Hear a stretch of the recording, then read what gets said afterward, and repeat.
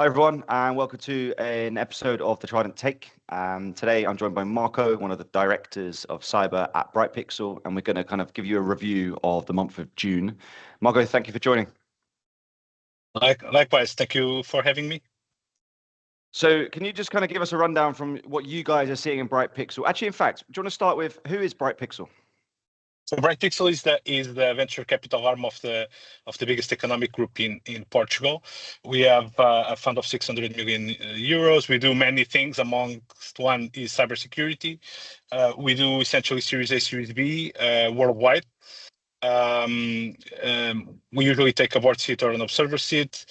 And yeah, it's usually the two key geographies we cover is Israel and the States. Obviously, we also have because we're European, we also take a look at Europe, but it's also a place that we see some advantage from the talent point of view, and so it's a place that we are also looking at.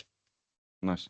Yeah, I think Portugal's become quite a hotspot for cybersecurity talent. Like I've seen like the Google do a accelerator there, like especially Lisbon and Porto.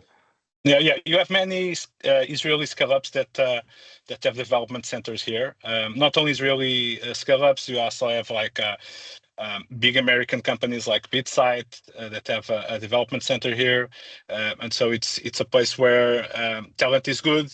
The economic environment is stable, and so it's and the food is great. So people kind of like feel attracted here.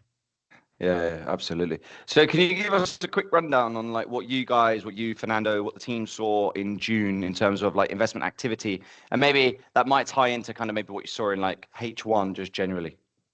Yeah, so we kind of like see things speeding up. Yep. All right. This is what we're seeing. We see many things around identity. So identity at the end of the day is kind of like the gift that keeps on giving. Furthermore, with AI, because AI provides an advantage to the attackers, but also kind of like provides a very good toolkit for you to defend against those threats. And so identity for sure is one thing that we see coming up consistently, and we do feel that in this new AI era, things will need to be rethought how they are done. And so speed of the attacks, the complexity of the attacks, the kind of like you can brute force your way into infrastructure. And so kind of like the way that people look at the identity, kind of like the fully fledged projects that take kind of like years for you to implement, those things that will need to be thought out. Another thing that we start to see again on the VC landscape is many cryptographic post-quantum cryptographic startups. This was a topic that was only on the agenda of kind of like almost R&D budgets and stuff, and now we see it coming up to the main market, let's call it that way. And so it's something that also powered by AI. We see that people are taking, I would say, a closer look at it, and it's no longer on the R&D budget. It starts to become kind of like a worry of how companies need to be prepared when this happens. And so it's also another topic. But we see, I mean, there are other trends, but those two are kind of like very, very clear for us.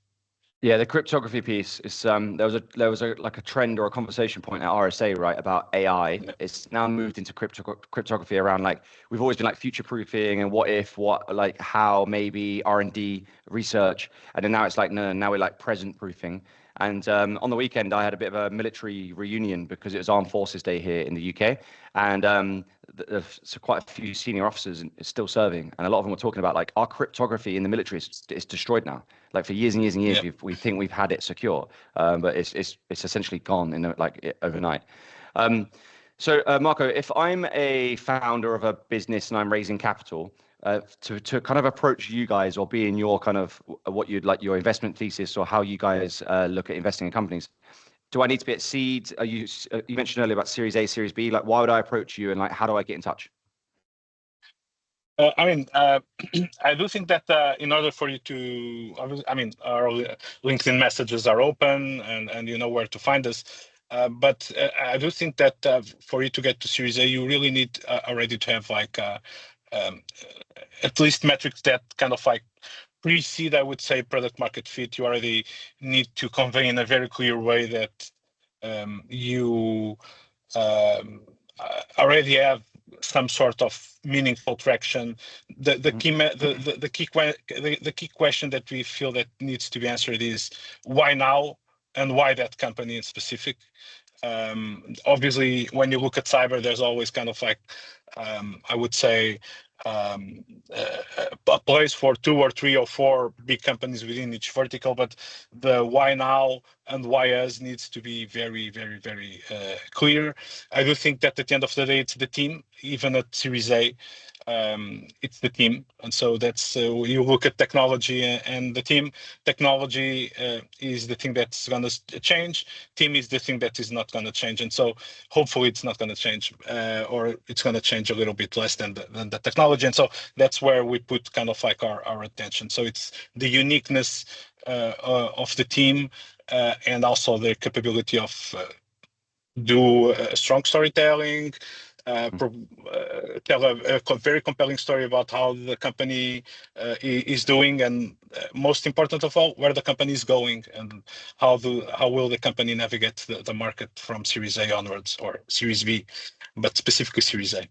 That's what I'm speaking about. Yeah. So if anyone is listening and are currently raising, either speak to me and I'll put them in touch with you guys, or just reach out to you on LinkedIn. If anything, I'll put a link to your email address as well in the newsletter. So Marco, thank you for your time and for sharing your thoughts. It's good to have you on. Likewise. Thank you so much, Josh. Have a great day.